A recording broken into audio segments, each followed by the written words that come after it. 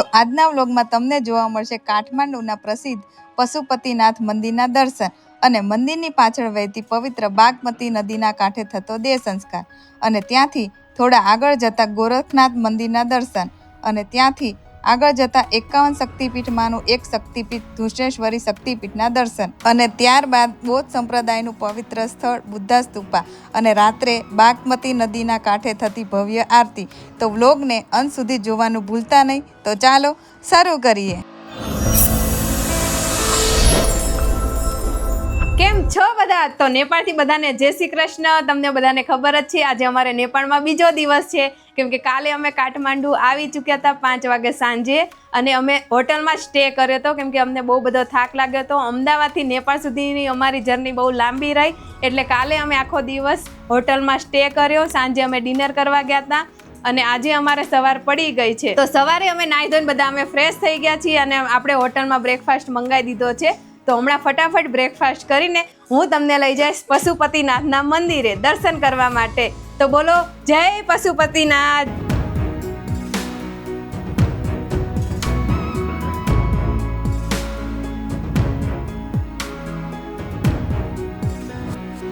Finally આપણે પહોંચી ગયા છીએ પશુપતિનાથના દક્ષિણ દ્વાર ઉપર। જો હું તમને બતાવું, જો આ આપણો પશુપતિનાથનો દક્ષિણ દ્વાર છે, આપણે અહીંથી એન્ટર થવાનું છે। બહુ બધી ખુશી થાય છે અમને કે અમને આ મોકો મળ્યો પશુપતિનાથના દર્શન કરવાનો। જેવા તમે દ્વારથી એન્ટર થાવ એવું જો આ રીતે ચાલવાનું આવે છે, બહુ લાંબુ જો દૂર દૂર સુધી કેટલા શ્રદ્ધાળુ બધા જઈ રહ્યા છે। દુનિયામાં ઘણા મંદિર છે, પણ એક એવું મંદિર છે જ્યાં પહોંચતા જ અંદરથી શાંતિ ઉતરી જાય અને મન આપોઆપ શાંત થઈ જાય। આજે અમે નીકળ્યા છીએ એ જ પવિત્ર જગ્યા તરફ। સવારની ઠંડી હવા સાથે કાઠમંડુની શાંતિ ગલીઓમાં ચાલતા અમને ખબર પણ ન પડી કે આ નાનું 500 મીટરનું અંતર ક્યારે એક સુંદર સફરમાં બદલાઈ ગયું। રસ્તાની બંને બાજુ ફૂલોની દુકાન, પૂજાની સુગંધ અને હર હર મહાદેવના અવાજો એક અલગ જ ભક્તિનો માહોલ ઊભો કરે છે। અને જેમ જેમ અમે આગળ વધીએ છીએ, અચાનક એક એવું દ્રશ્ય કે પગ આપોઆપ અટકી જાય। હજારો કબૂતરો આકાશમાં ઉડતા, કેટલાક જમીન પર દાણા ખાતા અને કેટલાક આપણા નજીક આવીને બેસતા, એ પળમાં બધું જ શાંત થઈ જાય છે। થોડી આગળ વધતા અમે ચપ્પલ મૂકવાની જગ્યાએ પહોંચી જઈએ છીએ। અહીં કોઈ પણ ચાર્જ લેવામાં આવતો નથી। તમારી ચપ્પલને એક થેલીમાં મૂકીને તમે નિર્ભય થઈને અંદર જઈ શકો છો અને હવે દરેક પગલાંની સાથે એક અલગ જ શાંતિ અનુભવાતી જાય છે।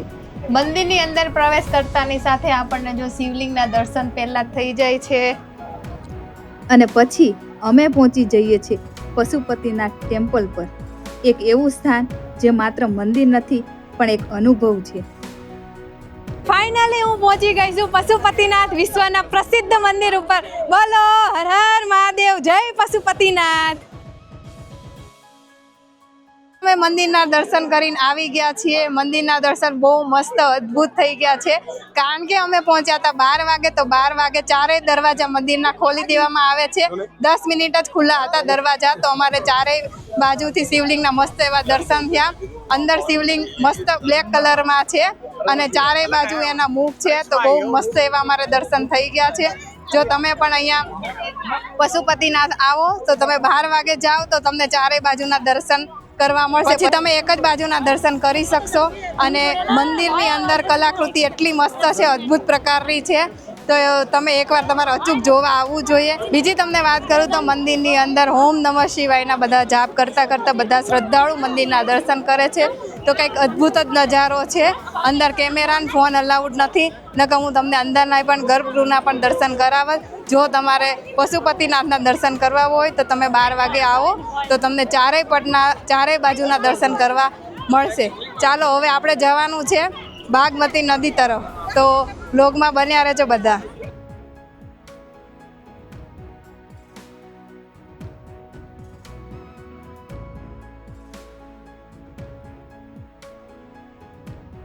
હવે તમને કરું દર્શનની વાત, તો દર્શનમાં અમારે 15 થી 20 મિનિટ જેવો અમારે ટાઈમ લાગ્યો। આજે બહુ બધી ભીડ છે, લગભગ દરરોજ હશે જ, પણ મને બહુ કંઈ ખ્યાલ નથી। સવારે ઓછી હોય છે પણ અત્યારે બપોરના ટાઈમે બહુ બધી ભીડ છે, તમે જોઈ શકો છો। તો ઘણા બધા શ્રદ્ધાળુ આજે આવ્યા છે અને ઓમ નમઃ શિવનો જાપ કરતા બધા શિવલિંગના મસ્ત એવા દર્શન કરે છે. બોલો હર હર મહાદેવ. આ મંદિરની રચના પરંપરાગત નેપાળી સ્ટાઇલમાં છે. લાકડાની સુંદર કારીગરી, નકશીકામ અને ઉપર સોનાની છત એકદમ રાજાશાહી લાગણી આપે છે. મંદિરની આજુબાજુ નાના નાના ઘણા મંદિર છે. દરેક મંદિર પોતાની અલગ ઓળખ સાથે ઊભું છે. આખું પરિસર એક આધ્યાત્મિક નગરી જેવું લાગે છે. અહીં ભગવાન પશુપતિનાથ 4 મુખવાળા શિવલિંગ સ્વરૂપે બિરાજમાન છે, જે ચારેય દિશામાં નજર રાખે છે, જાણે દરેક ભક્તને આશીર્વાદ આપી રહ્યા હોય. મંદિરની બાજુમાં વહેતી બાગમતી નદી, જ્યાં જીવન અને મૃત્યુ બંનેનું સત્ય જોવા મળે છે. અહીં અંતિમ સંસ્કાર પણ થાય છે અને એ પણ તમને અંદરથી વિચારવા મજબૂર કરે છે. આસપાસ સાધુ સંતો, ભસ્મ લગાવેલ, ધ્યાનમાં બેઠેલા અને આખું વાતાવરણ શિવમય બની જાય છે. દરેક અવાજમાં ભક્તિ છે, દરેક ખૂણામાં શાંતિ છે અને દરેક પળમાં એક અજાણી એનર્જી અનુભવાય છે. અહીં આવીને લાગે છે કે સમય થંભી ગયો છે અને તમે તમારી અંદર શાંતિ સાથે જોડાઈ જાઓ છો. કેટલીક જગ્યાઓ એવી હોય છે જ્યાં આપણે દર્શન કરવા નથી જતા, પણ પોતાને શોધવા જતા હોઈએ છીએ. અને પશુપતિનાથ ટેમ્પલ એ એક એવી જ જગ્યા છે. જો જીવનમાં ક્યારેય મોકો મળે તો અહીં જરૂર આવજો, કારણ કે અહીંથી તમે પાછા ફરશો પણ પહેલાં જેવા નહીં રહો. બોલો જય પશુપતિનાથ.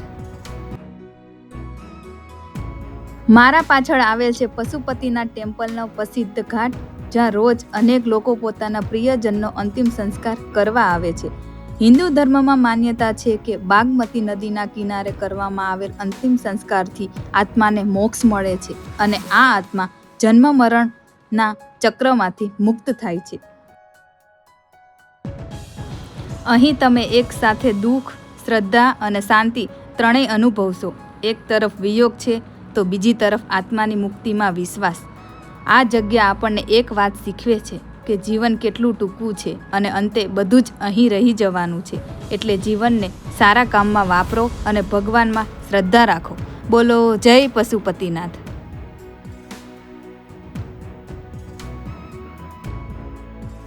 તો અમારે પશુપતિનાથના મસ્ત એવા અમારે દર્શન થઈ ગયા અને અમે હવે આવી ગયા છીએ બાગમતી નદીના દર્શન કરવા. તો આપણે જયંતને પૂછીએ એને કેવો અનુભવ રહ્યો.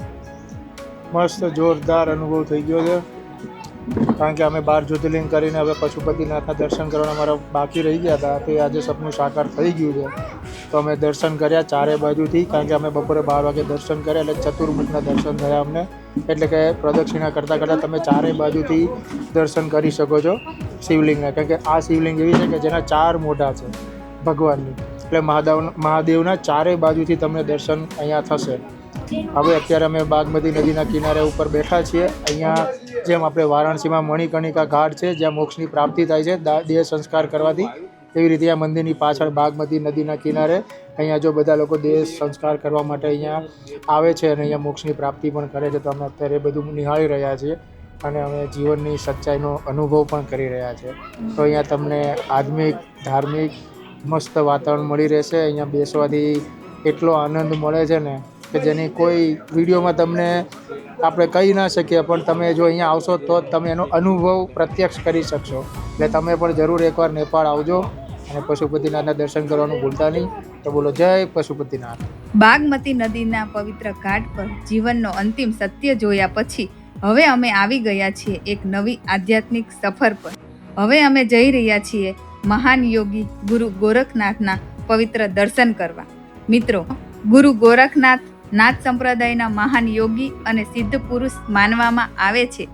એવું કહેવાય છે કે તેમણે હઠયોગ અને આધ્યાત્મિક સાધનામાં ખૂબ મોટું યોગદાન આપ્યું હતું. અહીં આવેલું ગોરખનાથ ટેમ્પલ ખૂબ જ પવિત્ર સ્થળ છે. દૂર દૂરથી ભક્તો અહીં આશીર્વાદ લેવા આવે છે.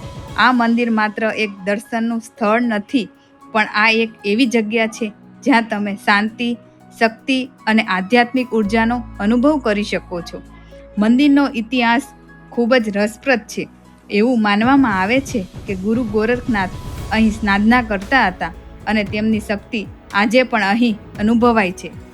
અહીં આવતા ભક્તો માનતા હોય છે કે સાચા દિલથી પ્રાર્થના કરવાથી ઈચ્છાઓ પૂર્ણ થાય છે અને જીવનમાં સકારાત્મક ઉર્જા મળે છે. મંદિરની આજુબાજુનું વાતાવરણ એકદમ શાંતિમય છે. પ્રકૃતિ વચ્ચે આવેલા આ સ્થળ મનને એક અલગ જ આનંદ આપે છે. ખરેખર મિત્રો, આવી જગ્યાએ આવીને અંદરથી એક નવી શક્તિ મળે છે અને જીવનમાં આગળ વધવાની પ્રેરણા મળે છે. તો તમે પણ જ્યારે નેપાળ આવો ત્યારે અહીંના દર્શન જરૂર કરજો. તો આપણે બાગમતી નદીના દર્શન કરીને સીધા આવી ગયા છે ગૃહેશ્વરી શક્તિપીઠ ઉપર. તો જો આપણે એની અંદર જવાનું છે અને આપણે એના દર્શન કરવાના છે. તો આ શક્તિપીઠ 51 શક્તિપીઠમાંનું એક શક્તિપીઠ આવેલું છે જે નેપાળની અંદર છે. તો આપણે આનોય પણ પૂરેપૂરો લાભ લઈએ અને દર્શન કરી લઈએ. નેપાળ આવ્યા છીએ તો ચાલો તમને પણ દર્શન કરાવીએ. આ મંદિરમાં ફક્ત હિન્દુઓને જ એન્ટ્રી છે, બીજા કોઈ ધર્મને એન્ટ્રી છે નહીં. જો અહીંયા બહાર બોર્ડ મારેલું છે. આ છે શક્તિપીઠ મંદિરના બહારનો ગેટ. ગોરખનાથના દર્શન કર્યા પછી હવે અમે આવી ગયા છીએ માના એક શક્તિશાળી ધામે. આ છે ગૃહેશ્વરી ટેમ્પલ, જે 51 શક્તિપીઠોમાંથી એક ખૂબ જ મહત્વનું મંદિર છે. મિત્રો, અહીં એવું માનવામાં આવે છે કે અહીં માતા સતીનું અંગ પડ્યું હતું, એટલે આ સ્થાનમાં એક અલગ જ દિવ્ય શક્તિ અનુભવાય છે. આ મંદિર નેપાળી પેગોડા સ્ટાઇલમાં બનાવેલું છે. લાકડાની સુંદર કારીગરી અને પ્રાચીન ડિઝાઇન તેને ખૂબ જ ખાસ બનાવે છે. આ મંદિર પશુપતિના ટેમ્પલની ઘણું નજીક આવેલું છે. અહીંનું વાતાવરણ શાંત પણ છે અને શક્તિથી ભરેલું પણ છે. અહીં આવીને મનને એક અલગ જ શાંતિ મળે છે. ખરેખર મિત્રો, આવું સ્થાન જીવનમાં એકવાર જરૂર અનુભવ કરવું જોઈએ. તો મારી પાછળ છે ગૃહેશ્વરી શક્તિપીઠ, તમે જોઈ શકો છો. તો અમારે મંદિરના દર્શન સરસ એવા થઈ ગયા. અમારે 5 જ મિનિટમાં દર્શન થઈ ગયા. બહુ એવી ભીડ હતી નહીં. અહીંયા લગભગ બહુ ભીડ હોતી નથી, એટલે ઘણા બધા શ્રદ્ધાળુ આવે છે અને દર્શનનો લાભ લે છે. પણ અંદર ફોન અલાઉડ નહોતો, જેથી કરીને હું તમને ગર્ભગૃહના દર્શન ના કરી શકી. હવે વાત કરીએ તો અહીં માતા સતીનું ગુપ્ત અંગ પડ્યું હતું, જેથી કરીને અહીંયા 51 શક્તિપીઠમાંનું એક શક્તિપીઠ માનવામાં આવે છે. બોલો હર હર મહાદેવ. શક્તિપીઠના દર્શન કરીને હવે અમે પ્રસ્થાન કરી દીધું છે બુદ્ધા સ્તૂપા સ્ટેચ્યુ જોવા માટે. તો વ્લોગમાં બન્યા રહેજો, ત્યાં જઈને હું તમને બતાવું કે કેવું છે અહીંયા. ગૃહેશ્વરીના દર્શન કર્યા પછી અમે આગળ વધ્યા અને થોડા જ અંતરે આવેલી એક ખાસ જગ્યા તરફ આવ્યા અને હવે અમે આવી પહોંચ્યા બુદ્ધા સ્તૂપા પર, જે બૌદ્ધ ધર્મનું એક ખૂબ જ મહત્વનું સ્થાન છે અને વિશ્વના સૌથી મોટા ગોળ આકારના સ્તૂપામાંથી એક છે. મિત્રો, આ સ્તૂપા ઘણો વર્ષ જૂનો છે અને યુનેસ્કો વર્લ્ડ હેરિટેજ સાઇટ તરીકે પણ ઓળખાય છે. અહીં તિબેટિયન બૌદ્ધ ધર્મના અનુયાયીઓ માટે આ જગ્યા ખૂબ જ ખાસ માનવામાં આવે છે અને ઉપર આવેલી બૌદ્ધની આંખો ચારે દિશામાં નજર રાખે છે.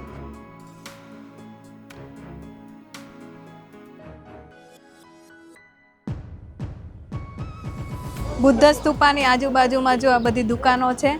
ઘણા બધા લોકો જો અહીંયા શોપિંગ કરી રહ્યા છે. અલગ અલગ વસ્તુ, એન્ટિક વસ્તુઓ અહીંયા મળે છે. ભીડ જુઓ તમે ચારેય બાજુ. અહીં ભક્તો સ્તૂપાની આસપાસ કોરા કરે છે, એટલે કે પ્રદક્ષિણા કરે છે અને પ્રાર્થના કરે છે અને ઓમ મામી પદ્મે હમનો જાપ અહીંના વાતાવરણને એકદમ શાંત બનાવી દે છે. અહીં આજુબાજુ ઘણી દુકાનો, કેફે અને મઢો પણ જોવા મળે છે અને સાથે જ કબૂતરો દાણા ચડતા જોવા મળે છે. આ બધો જ નજારો જોઈને મનને એકદમ ખુશ થઈ જાય છે. એક ખાસ વાત એ પણ છે, આ સ્તૂપા નેપાળમાં તિબેટિયન સંસ્કૃતિનું કેન્દ્ર માનવામાં આવે છે. ખાસ કરીને સાંજના સમયે અહીંનું દ્રશ્ય એકદમ સુંદર અને મેજિકલ બની જાય છે. ખરેખર અહીં આવીને મનને એક અલગ જ શાંતિ મળે છે અને અંદરથી પોઝિટિવ એનર્જી અનુભવાય છે. નેપાળ આવો તો આ જગ્યાની મુલાકાત જરૂર લેજો. આખો દિવસ ફરીને અમે સાંજે થાક્યા અને થોડો આરામ કર્યો અને અમે કોકોનટનું જ્યુસ લીધું અને ત્યારબાદ અમે થોડી દુકાનોની મુલાકાત લીધી અને એન્ટિક વસ્તુઓ જોઈ અને ત્યારથી અમે પાછા ફર્યા.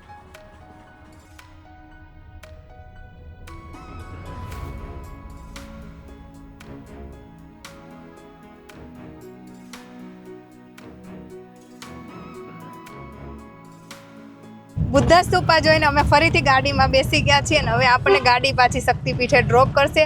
ત્યાંથી આપણે સાંજની આરતીનો લાભ લેવાનો છે. તો પ્લીઝ વ્લોગમાં બન્યા રહેજો અને કોમેન્ટમાં ભૂલતા નહીં લખવાનું જય પશુપતિનાથ. ફરીથી એકવાર અમે મંદિરની પાછળની સાઈડ આવી ગયા છીએ, કારણ કે અત્યારે મેન આરતી થવાની છે મંદિરના પાછળના ભાગમાં, જે બાગમતી નદીને કિનારે થવાની છે. તો તમને અત્યારના દ્રશ્ય બતાવું કે કેવા છે. જો બધા શ્રદ્ધાળુ બેસી ગયા છે આરતીની લાઈનમાં.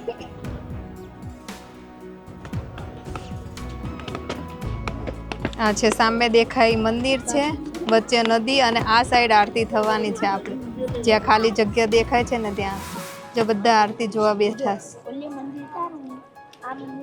તો સાંજની આરતી મેન હોય છે, તો તમને સાંજની આરતીના પણ દર્શનનો લાભ મળશે. બોલો જય પશુપતિનાથ. હવે સાંજના 5 વાગી ગયા છે અને અમે ફરી આવી પહોંચ્યા છે પવિત્ર બાગમતી નદીના કાંઠે. અહીં આવીને સૌ પ્રથમ અમે સાધુ સંતોના આશીર્વાદ લીધા અને સાથે જ આરતીમાં બેઠેલા ભક્તોને જોયા, જે શાંતિથી આરતી શરૂ થવાની રાહ જોઈ રહ્યા હતા. જો તમે અહીં આરતીનો સાચો લાભ લેવા માંગતા હો તો તમે સાંજના લગભગ 5 વાગ્યા સુધી અહીં આવી જવું જોઈએ, કારણ કે 7 વાગે અહીં ભવ્ય આરતી શરૂ થાય છે. આ સમય દરમિયાન ધીમે ધીમે આખું વાતાવરણ ભક્તિમાં રંગાઈ જાય છે અને જ્યારે આરતી શરૂ થાય છે ત્યારે આખો ઘાટ એકદમ દિવ્ય લાગી ઉઠે છે. ખરેખર મિત્રો, આ અનુભવ શબ્દોમાં વર્ણવી શકાતો નથી. અહીંયા અમને 2 સબસ્ક્રાઈબર મળી ગયા છે પશુપતિનાથમાં આરતીના દર્શન કરવા માટે. શું નામ આપનું? मेनका गौती અચ્છા, समझना परियार બોલો જય પશુપતિનાથ. जय पशुपतिनाथ. તો મારી પાછળ તમે જોઈ શકો છો કેટલી બધી ભીડ થઈ ગઈ છે, બધાને આરતી કરવાની છે. તો ટૂંક જ સમયમાં આપણી આરતી થવાની છે. તો પ્લીઝ વ્લોગમાં બન્યા રહેજો, સ્કીપ કરીને વ્લોગ ના જોતા, એટલે તમને આખી આરતીનો લાભ મળશે. જય પશુપતિનાથ. હવે થોડા જ સમયમાં આરતી શરૂ થવાની છે. તમે જોઈ શકો છો કે અહીં સંપૂર્ણ જોરશોરથી તૈયારી ચાલી રહી છે. પૂજારીઓ પોતાની વ્યવસ્થા કરી રહ્યા છે અને ભક્તોમાં પણ એક ખુશી જોવા મળે છે.